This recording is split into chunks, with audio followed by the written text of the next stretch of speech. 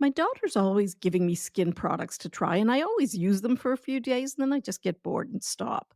But since I started using OneSkin, and that's today's sponsor, I've been using it twice a day without fail. And I'm not kidding. I've been using it around my eyes and on my face.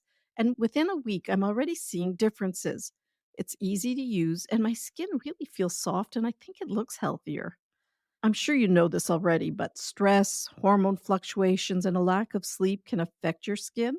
From dry skin to dark spots and acne, your complexion may not be where it used to be, and that's totally normal. However, one skin can really help.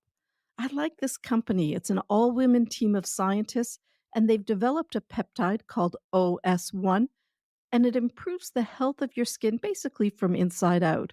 In other words, it gets to the root of the problem.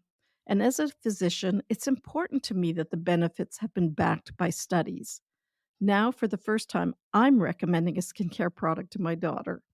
So you can get started today with 15% off using the code toddlers at oneskin.co. That's 15% off oneskin.co with the code toddlers. Now, after you purchase, they're going to ask you where you heard about them. So please let them know that Toddlers Made Easy referred you to them, as that's one way of supporting the show. Hey, parents. We know that between sleep training your little ones, folding laundry, and managing your never ending to do list, well, finding time to prepare a nutritious meal can feel just about impossible. That's where Factor Meals comes in. They're delicious, ready to eat meals, and they're delivered right to your doorstep. Factor Meals are here to take one big thing off your plate so you can focus on what really matters, like conquering bedtime without the stress. With a variety of dietitian approved menus, each Factor meal is made with the freshest ingredients, ensuring you and your family both enjoy taste and nutrition. Check out factormeals.com/toddler50 and use the code toddler50 to get 50% off your first box and 20% off your second box. That code's toddler50 at factormeals.com/toddler50. Imagine more peaceful evenings with more time for bedtime stories and less time worrying about meal prep and cleanup. Factor meals are delicious, they're nutritious, and they're effortless. So give yourself the break you deserve. Again, that's factormeals.com/toddler50 and use code toddler50 to get 50% off your first box and 20% off your next box. This offer is good until the end of April this month. Welcome to Toddlers Made Easy, where there's no fluff, just practical, research based, 15 minutes or less parenting strategies. For those of you who don't know me, I'm Dr. Catherine, a pediatrician with more than 33 years of experience. I'm the author of 2 parenting books, the founder of Healthiest Baby, and the mother of 4 amazing adult kids. And let's not forget Smudge, my great big golden doodle. Welcome back to Toddlers Made Easy. In follow-up from the last episode, which is about hyperactive or high-energy kids, if you haven't listened to it, I'd suggest you listen to it. You don't have to listen to it before this episode, but I'd go back and listen to it at another time. But today we're going to focus on, are sugar highs making your toddler hyper? And I had so many DMs after the last episode that I felt it was needed to have a little further talk on the topic. So a lot of parents think their kids get hyper because they eat too much sugar. However, according to research, this really is a myth. Now, I want to tell you a little bit about the background and how it came to be so you understand how this is such a common thought. So the idea really gained traction around 1975, around the release of a Dr. Ben Feingold's book, Why Your Child Is Hyperactive.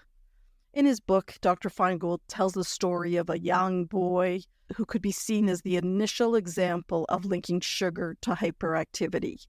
He described how this energetic blonde boy had a love for soft drinks and candy and cake, which really is not that uncommon, like a lot of other kids.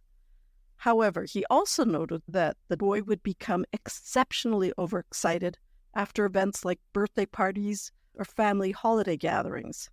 So back in the 1970s, when medications like Ritalin started being used for ADHD, many parents were worried about the side effects of these drugs. And the idea that they could potentially manage their kids' hyperactivity just by cutting out sugar was very appealing, as you can imagine.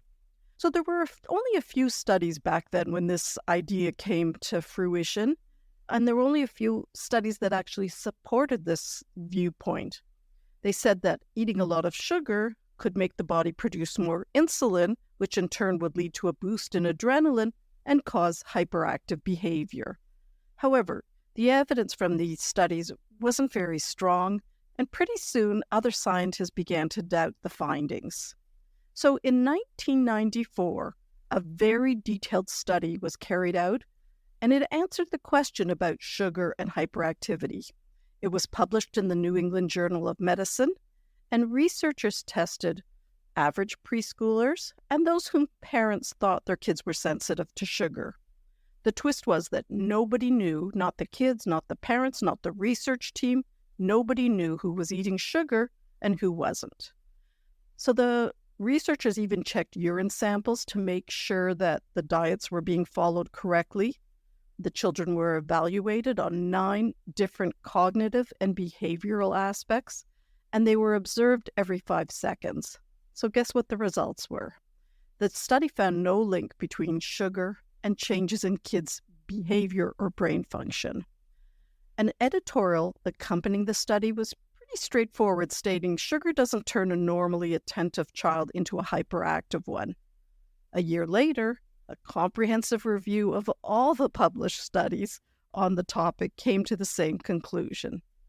So despite being debunked, the idea of sugar high continues to exist, but further research keeps showing that sugar, it doesn't really change how children behave. Now, if we look at this from a big-hearted perspective, I suspect many kids feel great when they've had a sweet snack, and as you know, kids behave how they feel. So maybe it makes sense that their behavior may just be more exciting because they're feeling great. And that's why so many people believe, despite scientific proof, that their kids get a sugar high. Regardless, it's still a good idea to limit sugar in your child's diet.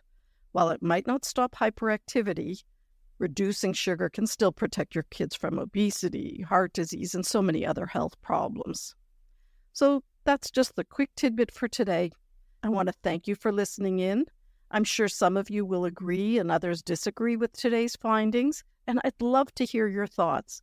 Please send me a DM over on Instagram. Have a great week, and I'll see you next week.